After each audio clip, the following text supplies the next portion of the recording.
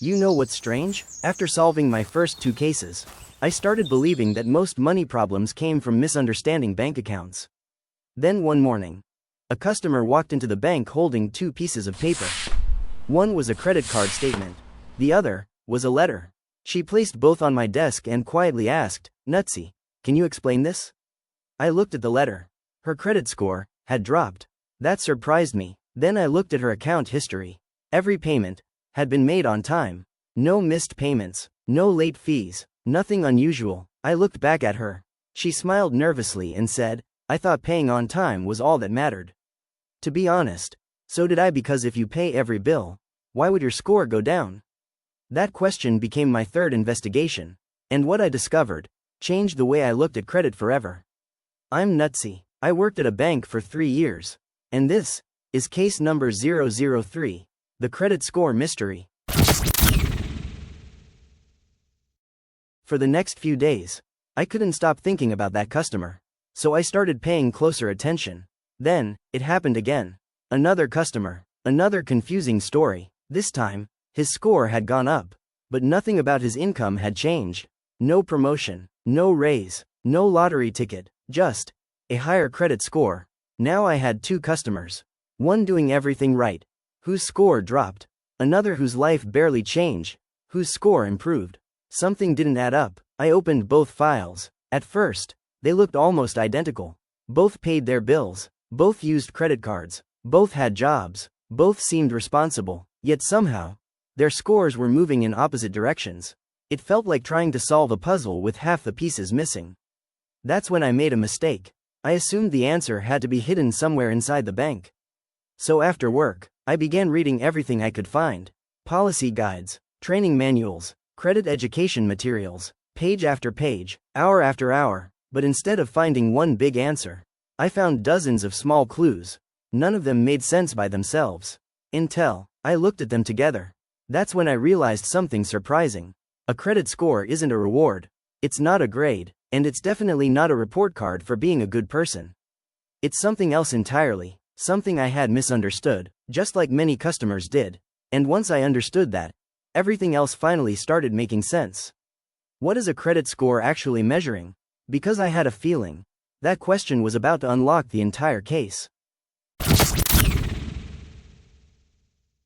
Most people, including me, start with the same assumption.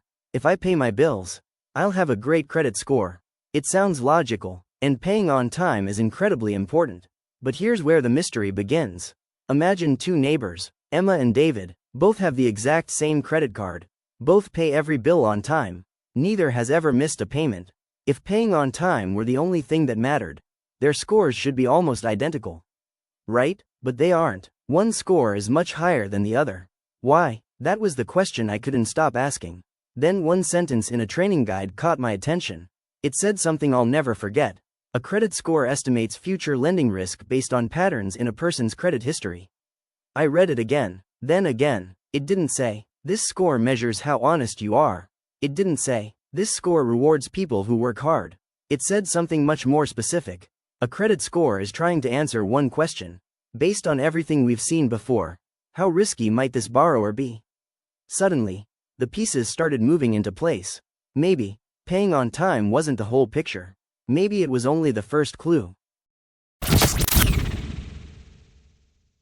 Clue number 1. Payment history. It was important, very important, but it clearly wasn't the whole story. So I kept looking. The next clue came from something I had almost ignored.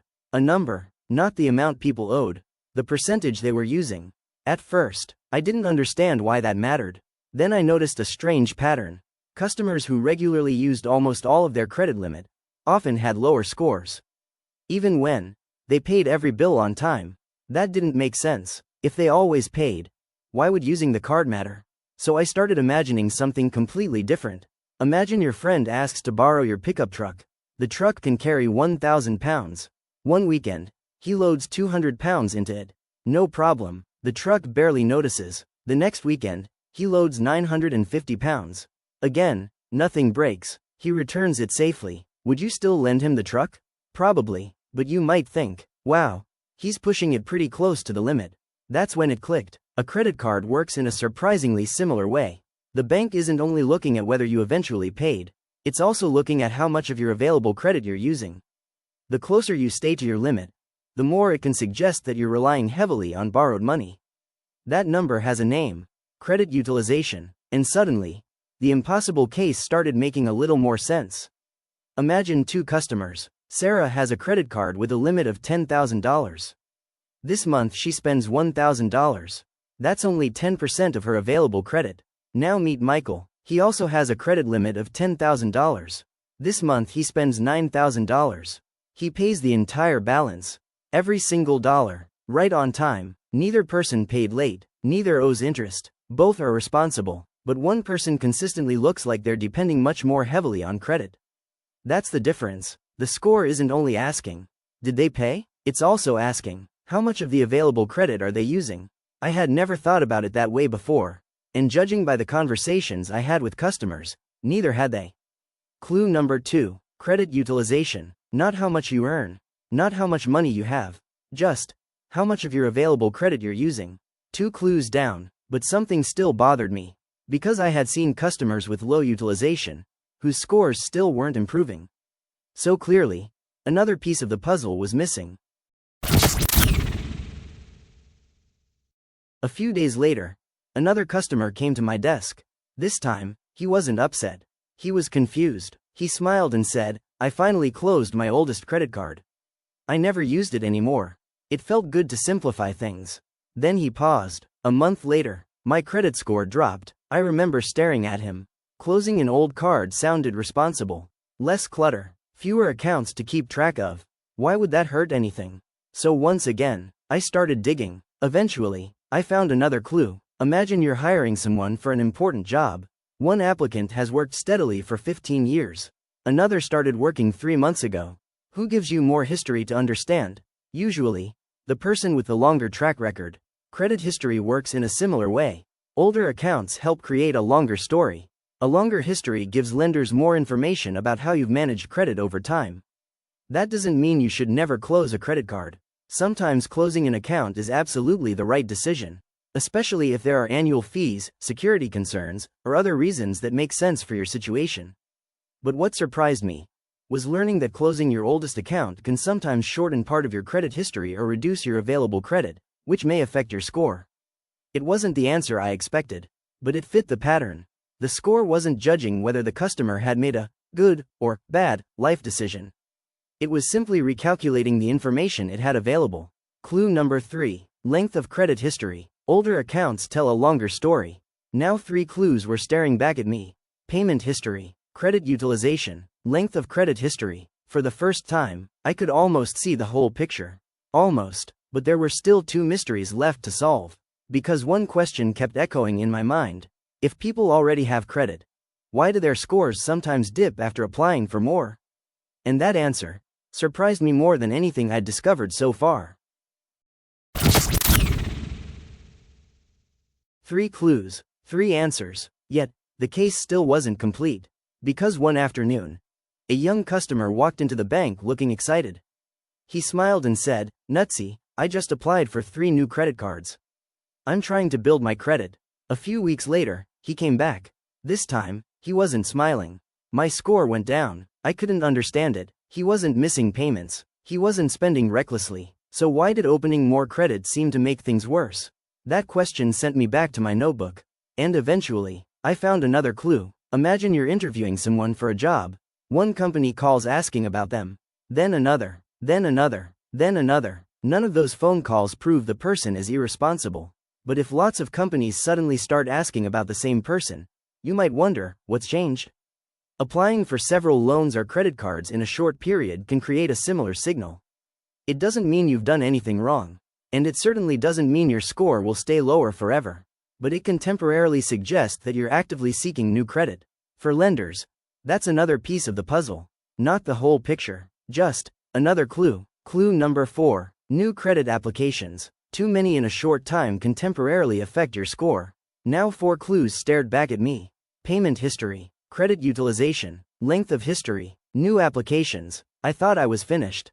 I wasn't. There was still one final clue. The smallest one, but without it, the mystery never fully made sense.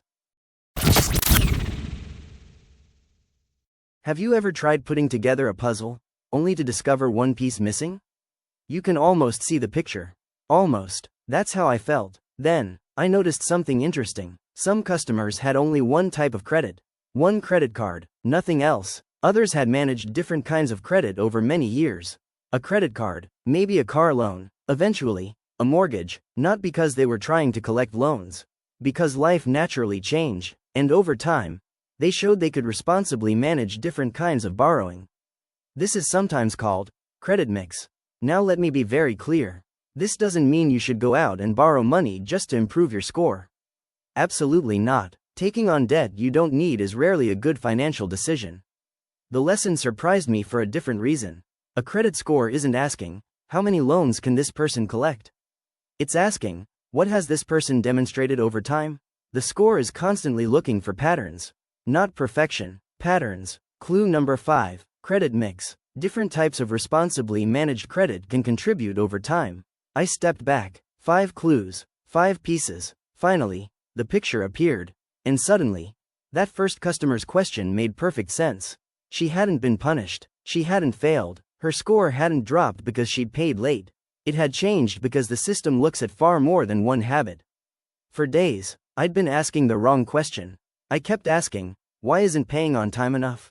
The better question was, what is a credit score actually trying to predict? And once I asked that, everything changed. That's when the biggest realization of this entire investigation finally hit me. A credit score isn't trying to reward good behavior. It isn't trying to punish mistakes. It isn't keeping score the way a teacher grades a test. Think about a weather forecast. When the forecast says there's an 80% chance of rain, it isn't accusing the sky of anything. It's making a prediction based on patterns it has seen before. A credit score works in a surprisingly similar way. It's not looking backward and asking, was this person good? It's looking forward and asking, based on everything we've seen, how likely is this person to repay future debt? That single idea changed the way I looked at every conversation I'd ever had with customers. People often thought their score reflected who they were. But really, it reflected patterns in how they had managed credit over time. And those patterns could change, not overnight, not with one magic trick, but with steady, consistent habits. That's actually good news, because while you can't rewrite yesterday, you can influence tomorrow. And once I understood that, the mystery was solved. Well, that's one more case solved. My mission is simple. Uncover those hidden rules, explain them clearly, and help you make smarter money decisions. Until our next case, stay curious, follow the clues, and keep more of your money. This is Nutsy, signing off.